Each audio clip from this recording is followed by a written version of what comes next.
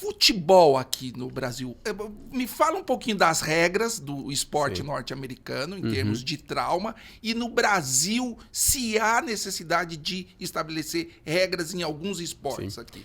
Então, do final da década de 90 para cá, o futebol americano sofreu grandes transformações. A NFL foi a Liga Norte-Americana de Futebol Americano, terminou sendo bastante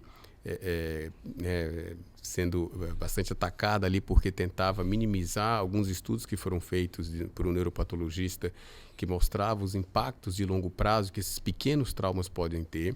Isso levou a um direcionamento de recursos para estudar um pouco melhor esse trauma craniano no esporte. E hoje, 20 anos depois, a gente entende muito bem questões como concussão cerebral, o que acontece, quais são os problemas, quais são os riscos e até mesmo estratégias de tratamento.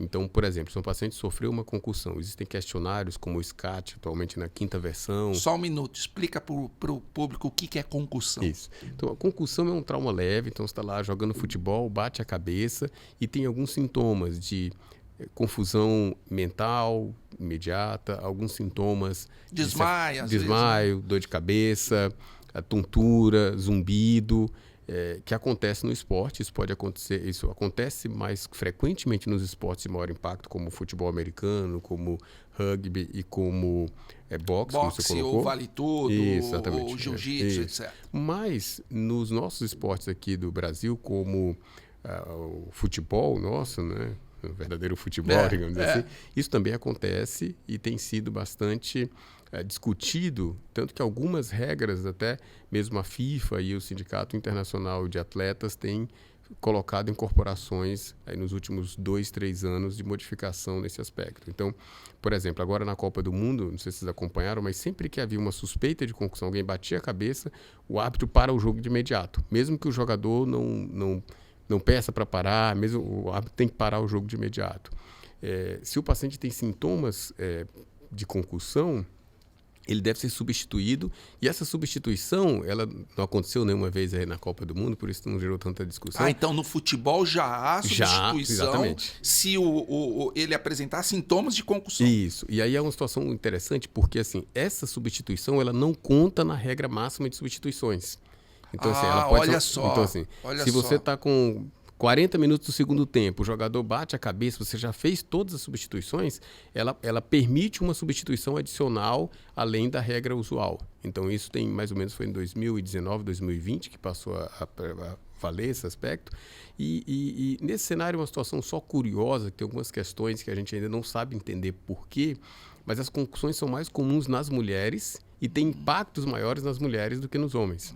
Né? Isso a gente não entende ainda adequadamente. Talvez há discussões sobre questão de comportamento de metabolismo mitocondrial, de efeitos hormonais, de por que as mulheres sofrem mais concussão numa proporção de quase 2:1 e por que os sintomas se mantêm por mais tempo do que nos homens. Mas, de fato, isso é muito estudado nos Estados Unidos, porque o soccer, que eles chamam, né, o futebol, ele é muito praticado por mulheres, né, o esporte é muito praticado por mulheres, mais até do que pelos homens.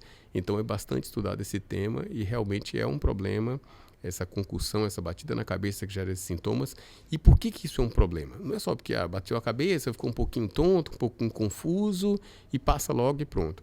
Porque existe um negócio chamado síndrome do segundo impacto, que assim, a próxima batida na cabeça vai ser destrutiva, com geração de edema cerebral, de risco de vida para o paciente. Então, quando você tem uma concussão, seja um atleta competitivo, ou seja seu filho jogando futebol na escola e bate a cabeça, se ele continuar no jogo e bater a cabeça de novo, ele pode evoluir com uma lesão gravíssima cerebral, edema cerebral, né? Inchaço, e provocar risco de sequelas graves e morte. Então, nesse aspecto, em termos de impacto no esporte, 1+1 é diferente de 2, 1+1 é 5, entendeu? Então é um cenário que tem que ser observado. Então, assim, se seu filho está jogando na escola, tem uma batida na cabeça, uma concussão, ele tem que ter uma recomendação específica de afastamento com repouso físico e muitas vezes, independente do grau de impacto e pontuação no SCAT, que essa escala é uma escala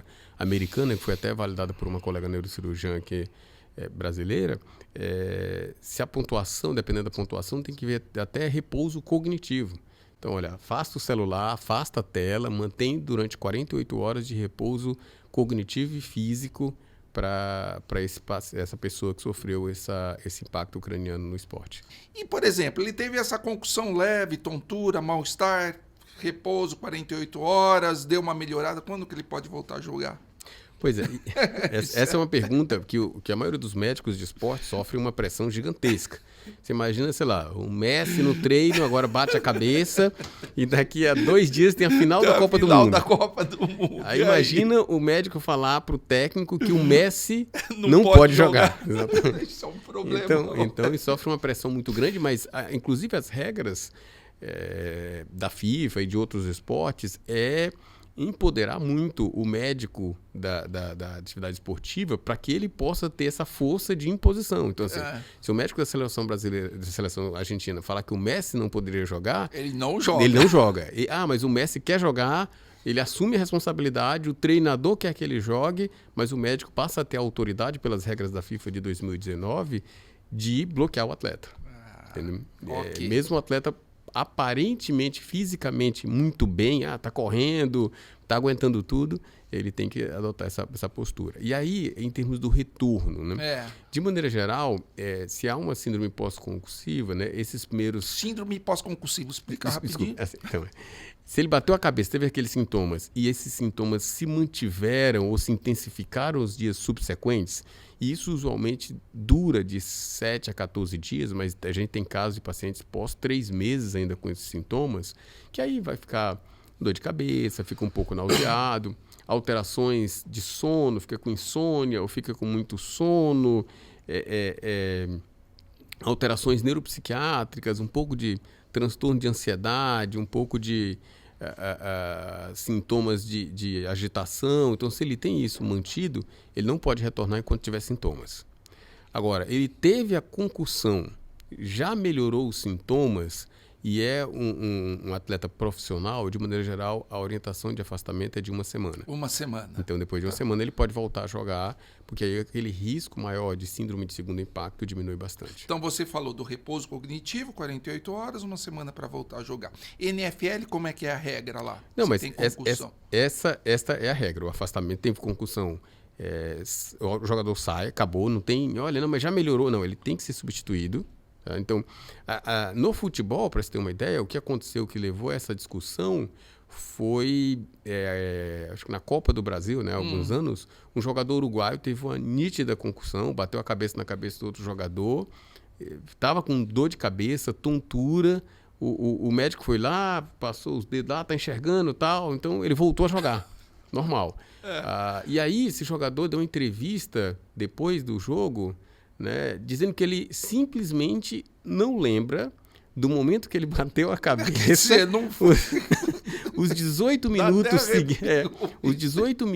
seguintes da partida que ele televisionada, que ele correu, jogou, chutou bola, ele simplesmente tem uma amnésia pós-traumática que ele não lembra. Então esse jogador ele ficou submetido a um risco de um novo impacto, de uma síndrome de segundo impacto, ficou submetido a um risco de morrer, de ter sequelas neurológicas graves por uma inexperiência da equipe médica de lidar com isso. Depois desse evento, aí a FIFA teve que rever também que, mesmo para o futebol soccer, precisava de um debate, de uma discussão de regras mais claras, onde assim, hoje, se um jogador, se for assistir Argentina e França no domingo, se o jogador bateu a cabeça, o jogo para na hora. Assim, parou, assim, olha, se o jogador deu uma canelada no outro e caiu, ficou rolando no chão lá, estilo Neymar, tá? Então isso não acontece nada, deixa ele lá rolando e o técnico e o juiz tem uma tolerância de tentar manter, ver se o jogador levanta depois, dá vantagem, né? No caso da batida na cabeça, não. A batida na cabeça não tem vantagem, o jogo para.